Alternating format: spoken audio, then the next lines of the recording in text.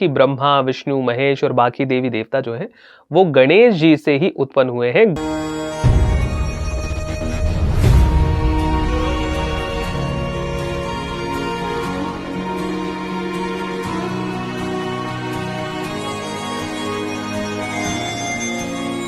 तो अब यहां से त्रिपुरासुर के अंत की कहानी शुरू होती है कि किस प्रकार से त्रिपुरासुर के अंत के लिए गणेश जी अलग अलग तरह से स्कीम शुरू करते हैं या योजना बनाते हैं। तो जैसे गणेश जी एक ब्राह्मण का रूप धारण करके त्रिपुरासुर के पास पहुंचते हैं और उनसे कहते हैं कि दैत्यराज, मेरा नाम कलाधर है, मुझे भगवान शंकर द्वारा पूजित गणेश प्रतिमा की अभिलाषा है जो कैलाश में विद्यमान है, आप मुझे उसे प्रदान कर दीजिए। तो त्रिपुरासुर कहता है कि वो प्रतिमा मैं आपको अवश्य दूंगा। ये कहकर उन्होंने अपने अनुचरों को प्रतिमा लाने का आदेश दिया। लेकिन जब भगवान शंकर कैलाश छोड़कर मंदराचल पर्वत के लिए निकले थे या मंदारगिरी के लिए निकले थे, तब वो प्रतिमा अपने साथ ले गए थे।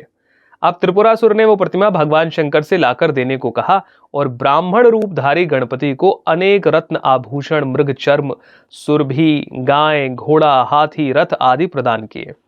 दैत्यराज का आदेश पाकर भगवान शंकर के पास दूत पहुंचे और उनसे गणेश प्रतिमा देने को कहा। शिव जी ने कहा कि वो प्रतिमा नहीं मिल सकती, अपने स्वामी से जाकर कह देना कि भविष्य में ऐसा साहस ना करे। दूत कहते हैं, प्रतिमा तो आपको देनी पड़ेगी, मेरे स्वामी का आदेश ना मानने की शक्ति किसमें है, भला इसी में है कि प्रतिमा तुरंत दे दो। अब यहां एक तरीके से कहते ना एक वॉर शुरू की जा रही है। अभी तक शिव जी ने बात मान ली कि ठीक है आपको कैलाश चाहिए, मैं कहीं और चला जाता हूं, लेकिन अब यहाँ एक रेजिस्टेंट चीज उठाई जाती है कि नहीं मुझे चाहिए, नहीं मैं नहीं दूंगा वाली सिचुएशन। अब यहां पर शिव जी गुस्सा हो जाते हैं। शिव जी कहते हैं चले जाओ यहां से वरना मैं तुम्हें भस्म कर दूंगा। शिव जी को क्रोधित देखकर दूत अपने प्राण लेकर भागा और उसने त्रिपुरासुर के पास जाकर सारी बात बताई। तब दैत्यराज ने आदेश दिया कि मंदरगिरी पर आक्रमण करो और शिव जी पर हमला करो। उसके बाद दैत्यों की सेना एकत्रित होती है, कूच कर देती है, सभी जाते हैं भगवान शंकर की तरफ उनसे युद्ध करने के लिए। घोर संग्राम छिड़ जाता है, देव सेना शिव जी के संरक्षण में युद्ध करने के लिए पहुंचती है, लेकिन दैत्यों का बल इतना ज्यादा होता है कि शिव जी के संरक्षण के बावजूद दैत्य जो हैं वो रणभूमि छोड़कर भागने लगते हैं, इधर उधर भागने लगते हैं। अब त्रिपुरासुर को अपने विजय पर फिर से गर्व होता है कि भाई मैंने तो भगवान शंकर को हरा दिया।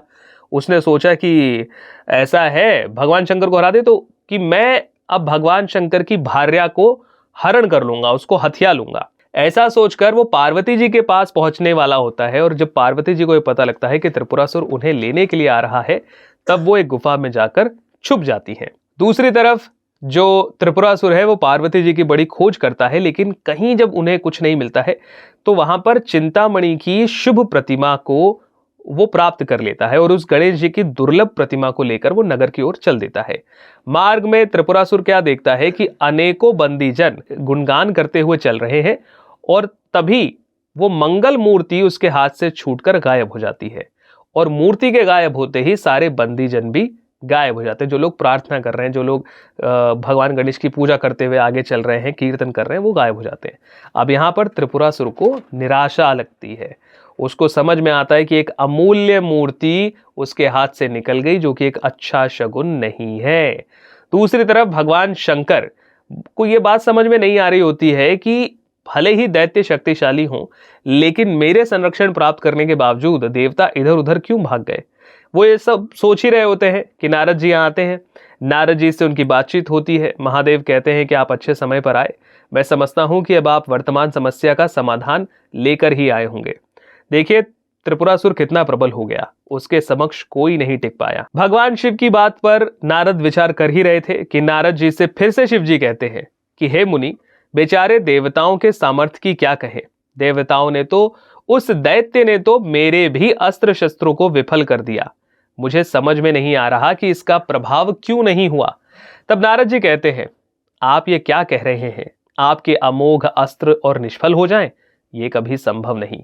मैं तो समझता हूं कि या तो आप अपनी शक्ति को भूल गए हैं या ये सब आप ही की लीला है। लोक कल्याण के लिए आप ये सब कर रहे हैं।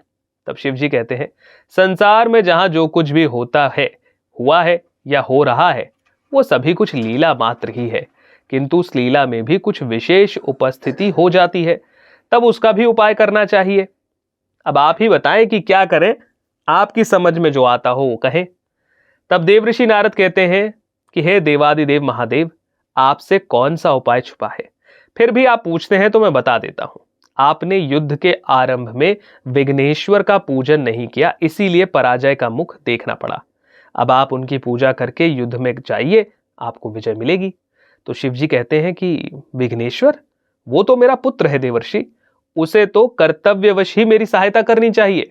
मतलब ये तो वैसे शिव जी ने कहा कि वो तो मेरा बेटा है, अब मैं पूजा करूं नहीं करूं वो तो मेरे साथ ही रहेगा ना। फिर नारद जी मुस्कुराते हुए कहते हैं कि देखिए, अगर पुत्र रूठ जाए तो उसे मनाना पड़ता है। जिसके बाद शिव जी विघ्नेश्वर की तपस्या में कह लीजिए या आराधना में कह लीजिए, वो तुरंत बैठ जाते हैं। नारद जी यहां से चले गए। भगवान शंकर दंडक वन में जाकर कठोर तप आरंभ करते हैं और धीरे धीरे 100 दिव्य वर्ष बीतने पर भगवान शंकर को एक समय जमाई आती है। तब उनके मुख से एक तेजोमय पुरुष का आविर्भाव होता है, जिसके 5 मुख, 10 भुजाएं, ललाट पर चंद्रमा और उसकी देह की कांति भी चंद्रमा के समान शीतल। वे कंठ में मुंडमाला और सर्पों के आभूषण, मुकुट और बाजूबंद धारण किए हैं। उन्होंने अपनी भुजाओं में 10 आयुध रखे हैं। उन्हें देखकर शिवजी ने सोचा कि ये तो लगता है मेरा ही कोई दूसरा स्वरूप है, या कहीं ऐसा तो नहीं कि त्रिपुरासुर की ही कोई माया हो। ये स्वप्न है या आदिदेव विघ्ननाशक विनायक का साक्षात प्राकट्य, ये उनके मन में चल रहा है। तब गणेश जी को उनकी मन की बात समझ में आती है और कहते हैं कि प्रभु, आप जो समझ रहे हैं मैं वही आदिदेव विनायक हूं। वस्तुतः मेरे यथार्थ रूप को देवता, ऋषिगण तथा ब्रह्मा जी भी नहीं जानते। वेद, उपनिषद, षट शास्त्र कोई भी मेरे वास्तविक रूप को कहने में सामर्थ्यवान नहीं है। मैं चराचर जगत, ब्रह्मा और अनंत ब्रह्मांडों का रचयिता हूं। आपकी कामना पूर्ण करने के लिए इस समय यहां प्रकट हुआ हूं, इसीलिए आप जो चाहे मुझसे मांग लें। इसके बाद भगवान शंकर उनसे कहते हैं, आपका पूजन करके मेरे 10 नेत्र, 10 भुजाएं आज धन्य है। आपको प्रणाम करके मेरे 5 मस्तक और आपकी स्तुति करके मेरे 5 मुख धन्य है। आप रजोगुण के द्वारा समस्त सृष्टि को रचते हैं, सतोगुण द्वारा पालन करते हैं और तमोगुण द्वारा प्रलय करते हैं। आप सभी जीवों के ईश्वर और उनके कर्मों के साक्षी और फल प्रदान करने वाले हैं। त्रिपुरासुर को नष्ट करने का शीघ्र उपाय दीजिए, अन्यथा यह सृष्टि नष्ट हो जाएगी। तो यहां पर देखिए, बहुत से लोगों को यह बात हजम नहीं होगी कि शिवजी ने गणेश जी की उपासना की, तपस्या की और फिर इतनी बड़ी बात कह दी कि आप ही रजोगुण, तमोगुण और सत्वगुण के स्वामी हैं, आप ही सृष्टि बनाते हैं, चलाते हैं और बिगाड़ते हैं। तो यहां पर गणेश पुराण का जो कोर कहना है वो यही है कि गणेश जी ही सबसे बड़े देवता हैं। इसी को आधार में रखकर ये सारी कहानियां हैं। तो बाकी अगर आप कोई दूसरी कहानी पढ़ेंगे तो उसमें होता यही है कि त्रिपुरासुर के वध में एक बार भगवान शंकर को विजय हासिल नहीं होती है, तो वो भगवान गणेश की पूजा करते हैं और उसके बाद त्रिपुरासुर के साथ युद्ध करते हैं और फिर वो जीतते हैं। कहानी वही है, लेकिन उसको बताने का, समझाने का तरीका अलग अलग पुराणों में थोड़ा थोड़ा बदल जाता है। तो ये सारी बातें होती हैं। अब यहाँ पर जो गणेश जी होते हैं वो कहते हैं, आप मेरे बीज मंत्र का उच्चारण करते हुए जो आपके अस्त्र शस्त्र है उनका इस्तेमाल करें तो आपको अवश्य विजय प्राप्त होगी। मैं आपके द्वारा स्मरण करते ही आपके पास आकर कार्य को पूर्ण करूंगा। मेरा बीज मंत्र, यहाँ बीज मंत्र लिखा है, मैं बोल नहीं रहा हूं, मेरा बीज मंत्र ये है, जो एक है, इसके उच्चारण के साथ बाण छोड़ते ही त्रिपुरासुर के पुर ध्वस्त हो जाएंगे। ये कहकर गणेश जी वहां से अंतर्ध्यान हो जाते हैं और शिव जी एक बार फिर से भक्ति भाव से उनका पूजन करते हैं। इसके बाद शिव जी देवसेना एकत्रित करते हैं, त्रिपुरासुर की राजधानी की ओर चल पड़ते हैं और गणेश जी का स्मरण करते ही वो देखते हैं कि विघ्ननाशक भगवान वीर वेश में स्वयं आगे आगे चल रहे हैं। त्रिपुरासुर के 3 पुर अभेद्य है, इसीलिए असुर जानता था कि मेरा कोई कुछ नहीं बिगाड़ सकता। फिर भी उसने सुरक्षा का बड़ा प्रबंध कर रखा था। शिवजी ने गणेश जी द्वारा बताई हुई विधि से बीज मंत्र का उच्चारण करते हुए अपने तीर आदि का इस्तेमाल किया और एक ही बाण से त्रिपुरासुर के 3 पुरों को ध्वस्त कर दिया। आप जब यही कहानी किसी दूसरे पुराण में, स्पेशली अगर शिव पुराण में पढ़ेंगे तो वहाँ प्रॉपर बताया गया है कि कैसे एक दिव्य रथ था, उसके घोड़े बड़े दिव्य थे, उसके पहिए बड़े दिव्य थे, उसके शिव जी के हाथ में जो धनुष था वो बड़ा दिव्य था, और शिव जी के हाथ में जो बाण था बताते हैं कि वो स्वयं विष्णु जी बाण में थे, और वो एक बाण चलाते हैं और वो तीनों पुर साल में या कुछ एक योग बनता है कि वो एक ही लाइन में आते हैं और शिव जी उसी एक बाण से तीनों पुरों को काट देते हैं, नष्ट कर देते हैं। यहां पर उतना डिटेल में नहीं बताया गया, यहां पर सिर्फ इतना बताया गया है बीज मंत्र का उच्चारण किया, बाण छोड़ा और एक ही बाण से त्रिपुरासुर के पुरों को ध्वस्त कर दिया। उस समय भगवती पार्वती भी शिव जी की विजय कामना करती हुई गणपति पूजन में लगी हुई थी। युद्ध में शिव जी की विजय हुई और त्रिपुरासुर मारा गया और भगवान त्रिपुरारी की जय जयकार सभी देवता करने लगे। तो ये कहानी थी त्रिपुरासुर के पिता की, त्रिपुरासुर के जन्म, तपस्या की और त्रिपुरासुर के वध की गणेश पुराण से।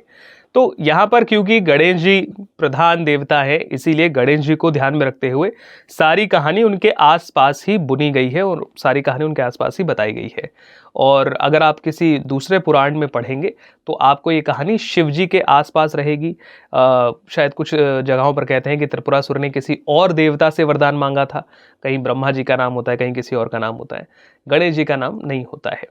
सेम अगर आप गणेश पुराण और आगे पढ़ेंगे तो गणेश पुराण में आपको गणेश जी के सर के छेदन की, कि भगवान शिव ने उनका सर मस्तक क्यों काटा या क्यों अलग किया, उसकी भी 2 कहानियां आती हैं, जिसमें से एक कहानी में शनिदेव भी हैं कि किस प्रकार से शनिदेव को उनके पत्नी का एक श्राप मिला था जिस वजह से ये सारी घटनाएं घटी। तब तक मेरे साथ बने रहिए। मेरा नाम है अखिल। नमस्कार।